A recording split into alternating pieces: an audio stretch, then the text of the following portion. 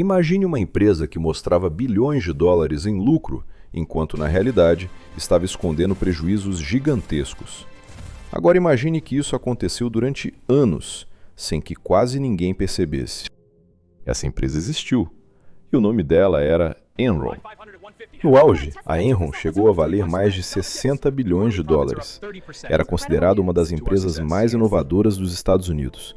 Seus executivos eram tratados como visionários, e o mercado acreditava que ela estava reinventando o setor de energia. Mas o que pouca gente sabia é que grande parte desse sucesso não era real. A Enron não apenas escondia dívidas. Ela criou um sistema inteiro para fazer isso parecer invisível. A empresa utilizava estruturas chamadas de entidades de propósito específico, basicamente empresas separadas, criadas só para receber dívidas e prejuízos. Essas entidades ficavam fora dos relatórios principais, o que fazia parecer que a Enron era muito mais saudável do que realmente era. Na prática, era como se uma pessoa escondesse todas as suas dívidas em nome de outra e continuasse dizendo que estava rica. Mas isso era só parte do problema. A Enron também usava uma prática chamada mark-to-market, onde ela registrava como lucro hoje ganhos que só existiriam no futuro e que muitas vezes nunca aconteciam.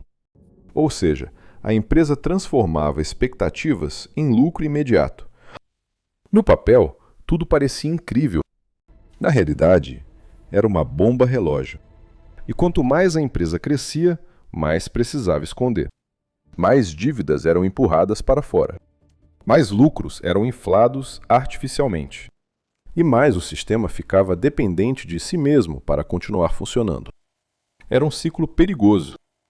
Um castelo cada vez maior, construído sobre algo que não era sólido. Por um tempo, funcionou perfeitamente. As ações disparavam, os relatórios pareciam positivos e o mercado continuava acreditando. Até que algumas pessoas começaram a olhar mais de perto. Analistas começaram a questionar como a empresa realmente ganhava dinheiro. Jornalistas começaram a investigar aquelas estruturas complicadas, e aos poucos, o que parecia complexo começou a fazer sentido. E quando começaram a entender o que estava acontecendo, tudo mudou. A confiança, que era a base de tudo, começou a desaparecer. E no mercado financeiro, quando a confiança some, a queda não é lenta. Ela é rápida, muito rápida. Em poucas semanas, mais de 60 bilhões de dólares em valor de mercado desapareceram. A Enron pediu falência em 2001. Funcionários perderam seus empregos. Muitos perderam também suas economias, porque tinham suas aposentadorias investidas na própria empresa.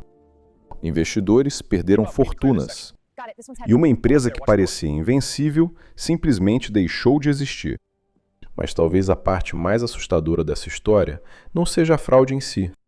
É o fato de que, até pouco antes do colapso, tudo parecia normal. Os relatórios estavam lá. Os lucros estavam lá. E para quem não olhava profundamente, fazia sentido. E isso levanta uma pergunta que continua sendo relevante até hoje. Quantas empresas agora parecem sólidas, mas escondem riscos que ninguém está vendo? A história da Enron não é apenas sobre fraude. É sobre confiança, sobre percepção e sobre o perigo de acreditar em números, sem entender o que realmente está por trás deles. Porque no final, quando a realidade aparece, ela não corrige aos poucos.